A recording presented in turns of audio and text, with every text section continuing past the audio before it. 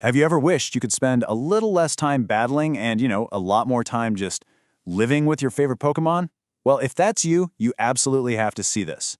Today, we're diving into Pokémon Pokopia, a game that totally rethinks what a Pokémon adventure can even be.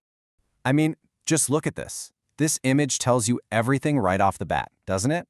You've got Pikachu, a Ditto, Bulbasaur, all just chilling in this super vibrant, sunny meadow. This isn't some high-stakes battle arena. It's a cozy, peaceful world where Pokemon and nature just get to hang out together. It's the kind of place you just want to kick back and relax in. And that really gets to the most important thing you need to understand about this game. It takes that classic Pokemon motto and just flips it right on its head.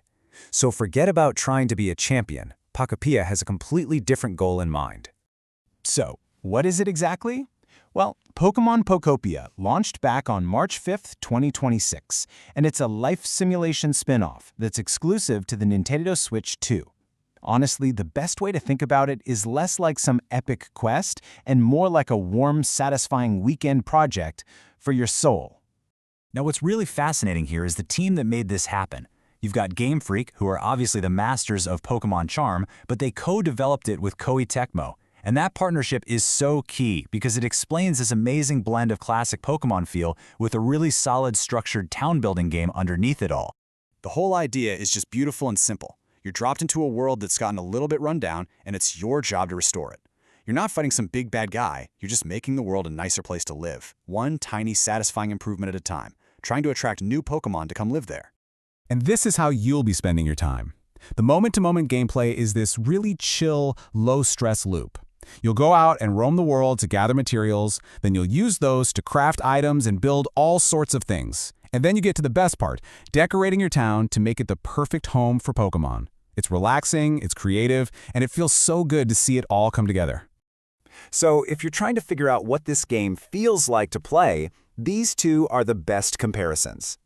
On one hand, it's got that Animal Crossing vibe where it rewards your patience and your creative eye for design. But on the other, it's kind of like Dragon Quest Builders, where you get that deep satisfaction from shaping the world and solving little layout puzzles, just, with a much calmer energy. Okay, now here is a brilliant twist that completely changes everything. You don't play as a human trainer. You play as a Ditto. This is such a smart move because it immediately changes your role in this world. You're not some chosen hero on a grand destiny. You're just a friendly, flexible little helper in a world where Pokemon are rebuilding things for themselves. And this is where things get really interesting.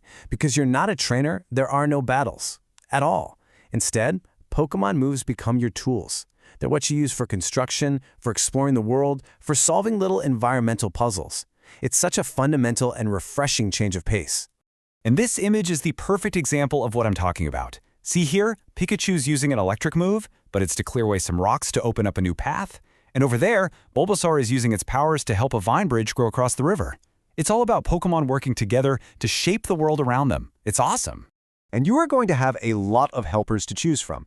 The game has over 300 Pokemon, spanning all the way from Generation I through Generation 9. So yeah, you're pretty much guaranteed to find your favorites to invite to your new town. And for all of you already planning ahead, just a quick heads up, the download is going to be about 10 gigabytes on your Nintendo Switch 2. And the best part? You don't have to build your perfect Pokemon paradise all by yourself. The game supports online co-op for up to 4 players, which just opens up a whole new world of fun. And speaking of the console, you can really tell this game was built from the ground up for the Nintendo Switch 2. The developers clearly put a ton of thought into how the new hardware could make building and creating as smooth as possible. A huge piece of that puzzle is how the game uses the new Joy-Con 2's mouse-like pointer controls. I mean, if you've ever played a building game on a console, you know how frustrating it can be just nudging things around with a thumbstick. But here, you just point, click, and place with total precision. It gets rid of so much of that frustration and just lets you be creative. And that easy, breezy design philosophy definitely extends to the multiplayer. Like the quote says, it's all about sharing the same pace. This isn't a game for competitive raids or anything like that. It's designed for just hanging out with your friends, building something cool together, and having a chill, casual game night. All right, so after all of that, we get to the big question. Is this game for you? So let's break it down and figure out who's going to fall head over heels for Pokopia, and who might be better off sticking with the mainline games. First off, let's be clear. The reception for this game has been super positive. People really love the cozy vibes and that satisfying building loop. But, to be fair, there are a couple common critiques. Mostly that gathering materials for the really big projects can feel a bit grindy later in the game, and some of the optional tasks can feel a little like busy work. So you should absolutely buy this game if you love decorating and designing things. If your favorite part of Pokémon has always been just collecting them and imagining the perfect little home for them, well, this is basically your dream game. It's perfect for anyone who prefers gentle goals over high-pressure challenges, loves taking in-game photos, and gets a real kick out of helping characters with small, simple problems. On the other hand, you should probably skip this one if what you really want are competitive, ranked battles and intense PvP. If you're looking for a fast-paced RPG with a story that's constantly pushing you forward, or if you just plain hate gathering materials and crafting, yeah, this game's calm, creative pace probably isn't going to be for you. Look, at the end of the day, Pokopia is this confident, charming life sim that knows exactly what it is. It's a calm, creative space where you can just enjoy being in the world of Pokémon. So that really only leaves one question for you to think about. What are you building first? A cozy little beach cove for all the water types? Or maybe a sprawling forest neighborhood for your favorite grass types?